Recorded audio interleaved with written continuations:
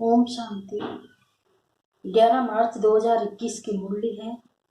विशेष शिव जयंती निमित्त प्रश्न है, बाप बच्चों को संगम पर ही सृष्टि का समाचार सुनाते हैं, सतयुग में नहीं, क्यों? उत्तर, क्योंकि सतयुग तो है ही आदि का समय। उस समय सारी सृष्टि का समाचार अर्थात सृष्टि के आदि मध्य अंत का ज्ञान कैसे सुनाए? जब तक सर्किल रिपीट नहीं हुआ है तब तक समाचार सुना ही कैसे सकते हैं? संगम पर ही तुम बच्चे बाप द्वारा पूरा समाचार सुनते हो। तुम्हें ही ज्ञान का तीसरा नेत्र मिला है।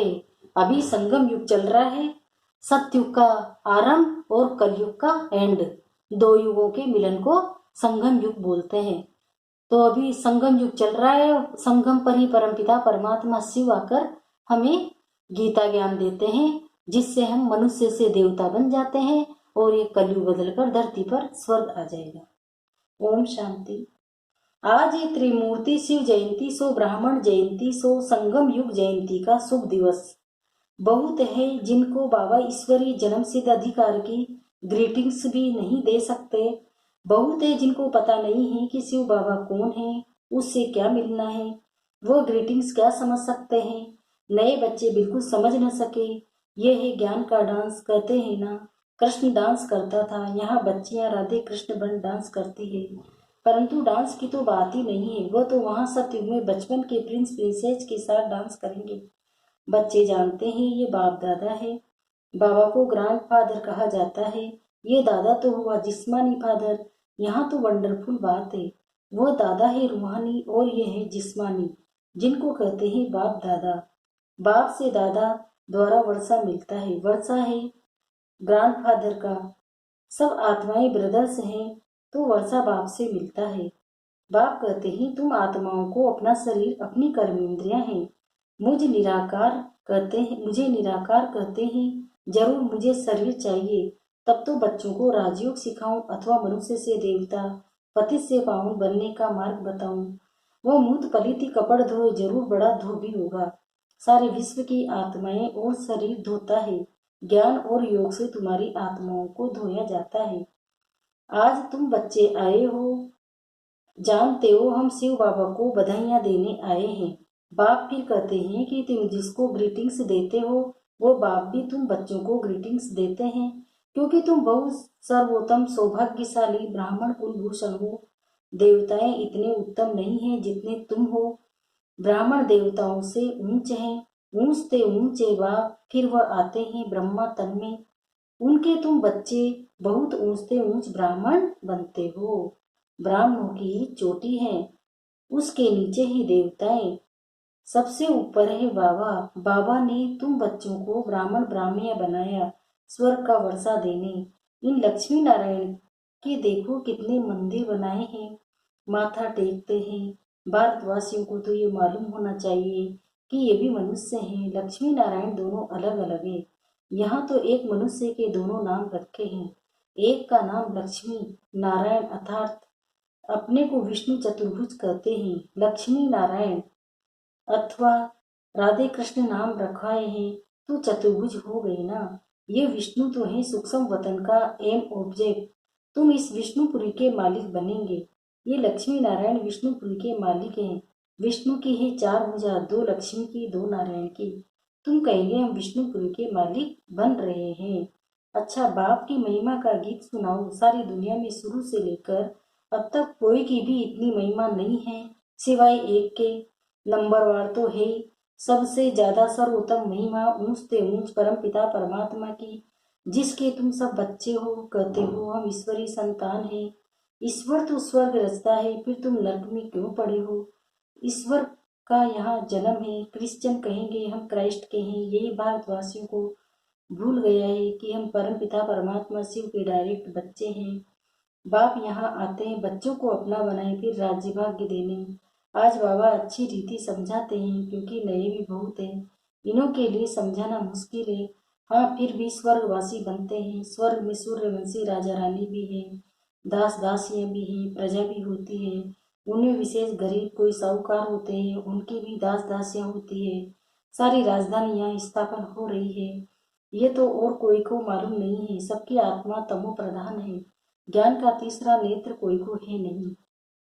अभी बाप की महिमा सुनी, ये है सबका बाप। भगवान को बाप कहते हैं, बेहद का सुख देने वाला पिता। यही भारत है जिसमें बेहद का सुख था। लक्ष्मी नारायण का राज्य था। ये लक्ष्मी नारायण छोटेपन में राधे कृष्ण हैं। इस स्वयंवर बाद लक्ष्मी नारायण नाम पड़ता है। इस भारत में 5000 वर्ष पहले देवताओं का राज्य था। सिवाय लक्ष्मी नारायण के कोई का राज्य नहीं था, कोई खंड नहीं। तो अब भारतवासियों को भी जरूर मालूम होना चाहिए कि लक्ष्मी नारायण ने आगे जन्म में कौन से कर्म किए। जैसे कहेंगे बिरला ने कौन से कर्म किए जो इतना धनवान बना, जरूर कहेंगे अगले जन्म में दान पुण्य किया होगा। कोई के पास बहुत धन है, कोई को खाने के लिए नहीं मिलता, क्योंकि कर्म ऐसे किए हैं। कर्मों को तो मानते हो। कर्म अकर्म विकर्म की गति गीता के भगवान ने सुनाई थी, जिसकी महिमा सुनी। शिव भगवान है एक, मनुष्य को भगवान नहीं कहा जाता है। अब आप कहाँ आया है समझाते हैं। सामने महाभारत लड़ाई खड़ी है तो मीठे थे मीठा बाबा समझाते हैं। इनको दुख में सब याद करते हैं। दुख में सिमरन सब करे, शिव बाबा को दुख में सब याद करते हैं। सुख में कोई नहीं करता। स्वर्ग में तो दुख नहीं था, वहाँ बाप का पाया हुआ वर्षा था। 5000 वर्ष पहले जब शिव बाबा आया तो भारत को स्वर्ग बनाया। अब नरक के बाप आए हैं स्वर्ग बनाने। दुनिया को तो पता भी नहीं है, कहते हैं हम सब धन अंधे हैं। अंधों की लाठी आप प्रभु आओ, आकर आंखें प्रदान करो। तुम बच्चों को ज्ञान का तीसरा नेत्र मिला है। जहाँ हम आत्माएं रहती है वही शांति धाम। बाप भी वहाँ रहते हैं। तुम आत्माएं और हम रहते हैं, इनकी आत्मा को कहते हैं मैं। तुम सब आत्माओं का बाप वहाँ रहता हूँ। तुम पुनर्जन्म का पाठ बजाते हो, मैं नहीं बजाता हूँ। तुम विश्व के मालिक बनते हो, मैं नहीं बनता हूँ। तुमको 84 जन्म लेने पड़ते हैं। तुमको समझाया था कि हे बच्चे, तुम अपने जन्मों को नहीं जानते हो। 84 लाख जन्म कहते हैं, ये झूठी बातें हैं। मैं ज्ञान का सागर पतित पावन हूँ। मैं आता तब हूँ जब सब पतित हैं। तभी आकर सृष्टि के आदि मध्य अंत का राज समझे त्रिकालदर्शी बनाता हूँ। बहुत पूछते हैं पहले पहले मनुष्य कैसे रचे, भगवान ने सृष्टि कैसे रची। एक शास्त्र में भी दिखाते हैं प्रलय हुई इस सागर में पीपल के पत्ते पर बच्चा कृष्ण आया। बाप कहते हैं ऐसी कोई बात नहीं, ये बेहद का ड्रामा है। दिन है सतयुग, त्रेता है रात, द्वापर है कलयुग। बच्चे बाप को बधाइयां देते हैं। बाप कहते हैं तप्त तुम भी 100% दुर्भाग्यशाली से 100% सौभाग्यशाली बनते हो। तुम भारतवासी वह थे, परंतु तुमको पता नहीं। बाप आकर बताते हैं तुम अपने जन्मों को नहीं जानते हो। मैं आकर बताता हूँ तुमने 84 जन्म लिए हैं। हमारे कितने जन्म होते हैं? 84, न कि 84 लाख। शास्त्रों में लिख दिया 1,84,। लक का अर्थ देखना भी होता है और लक का अर्थ लाख भी होता है। तो किसी संत महात्मा का शास्त्र में लिखने का भाव होता हो कि 1,84,। अपने 84 को देख, और हमने क्या लगा दिया 84 लाख, तो अर्थ का अनर्थ कर दिया। बाबा आके बता रहे हैं कि बच्चे तुम्हारे 84 ही जन्म होते हैं, न कि 84 लाख। मैं शांत स्वरूप आत्मा हूँ। शांति के सागर की छत्र छाया में हूँ। शांति के सागर से शांति की किरणें मुझ में समा रही है। मुझसे निकल निकल पूरे विश्व में फैल रही है। विश्व की सर्व आत्माओं का कल्याण हो, कल्याण हो, कल्याण हो। वहाँ बाप का पाया हुआ वर्षा था। 5000 वर्ष पहले जब शिव बाबा आया था तो भारत को स्वर्ग बनाया। अब नरक है, बाप आए हैं स्वर्ग बनाने। दुनिया को तो पता नहीं है, कहते हैं हम सब अंधे हैं। अंधों की लाठी आप प्रभु आओ, आकर आंखें प्रदान करो। तुम बच्चों को ज्ञान का तीसरा नेत्र मिला है। जहाँ हंस हम आत्माएं रहती है वह है शांति धाम। बाप भी वहाँ रहते हैं। तुम आत्माएं और हम रहते हैं। इनकी आत्मा को कहते हैं मैं तुम सब आत्माओं का बाप वहाँ रहता हूँ। तुम पुनर्जन्म का पाठ बजाते हो, मैं नहीं बजाता हूँ। तुम विश्व के मालिक बनते हो, मैं नहीं बनता हूँ। तुम अपने जन्मों को नहीं जानते हो, मैं आकर बतलाता हूँ। तुमने 84 जन्म लिए हैं। बाप तुमको संगम पर सारी सृष्टि का समाचार सुनाते हैं। संगम युग में थोड़े ही सुनाएंगे, जिस समय सतयुग में थोड़े ही सुनाएंगे, जिस समय सृष्टि की आदि मध्य अंत हुई नहीं, तो उसका समाचार कैसे समझाए। मैं आता हूँ अंत में, कल्प के संगम युगे। शास्त्रों में लिखा है युगे युगे। कृष्ण भगवान वाच, गीता में लिख दिया है। सब धर्म वाले कृष्ण को भगवान थोड़े ही मानेंगे। भगवान तो निराकार है ना, वह है सब आत्माओं का बाप। बाप से वर्षा मिलता है। तुम सब आत्माएं भाई भाई हो। परमात्मा को सर्वव्यापी कहने से तो फादरहुड हो जाता है। फादर को कभी वर्षा मिलता है क्या? वर्षा बच्चों को मिलता है। तुम आत्माएं सब बच्चे हो, बाप का वर्षा जरूर चाहिए। हद के वर्षे से तुम राजी नहीं होते हो, इसलिए पुकारते हो। तुम्हारी कृपा से सुख घनेरे मिले हैं, अब फिर रावण द्वारा दुख मिलने से पुकारने लगे हो। सबकी आत्माएं पुकारती है, क्योंकि इनको दुख है इसलिए याद करती है। बाबा आकर सुख दो।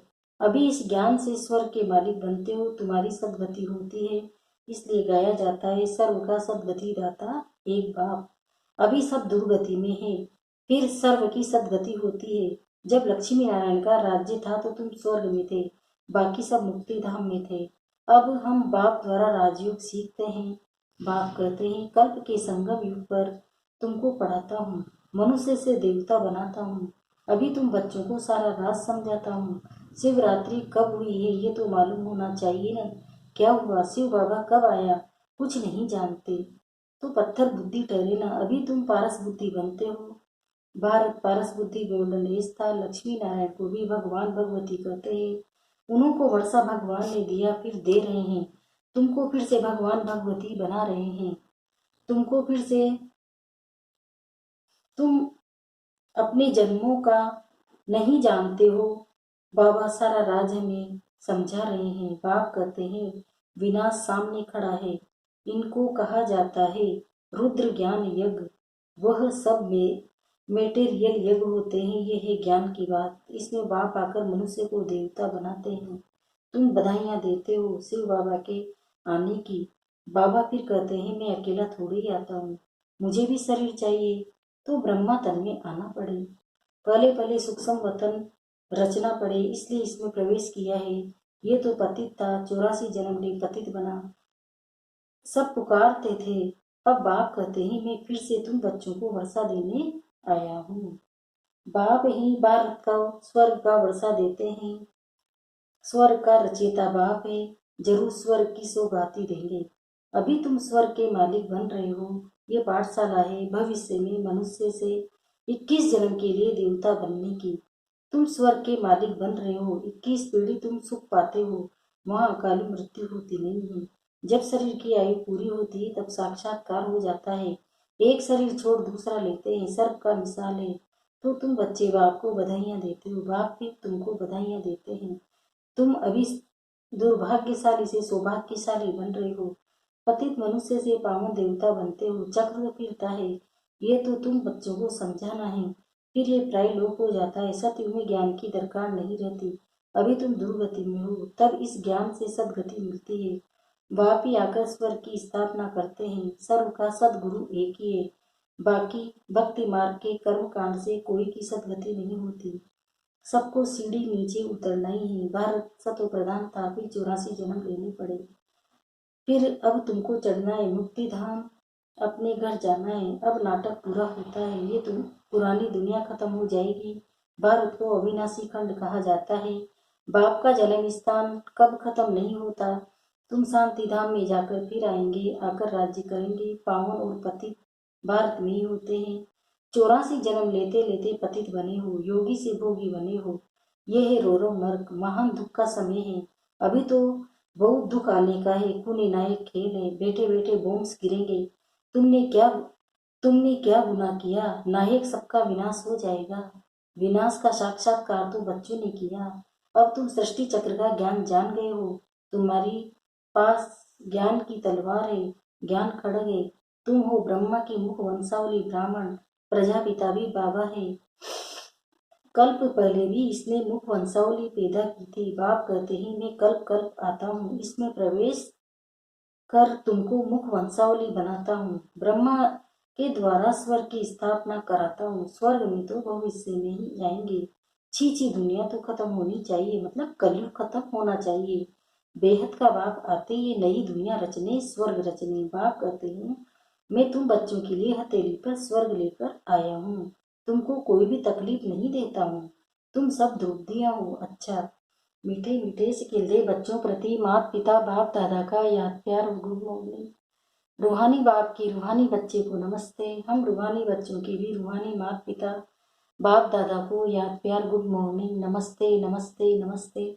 शुक्रिया बाबा, शुक्रिया आपका पद्मा पदम शुक्रिया। धारणा के लिए मुख्य सारे पहला है। देवताओं से भी ऊंचम सर्वोत्तम ब्राह्मण है। इस रूहानी नशे में रहना है। ज्ञान और योग से आत्मा को स्वच्छ बनाना है।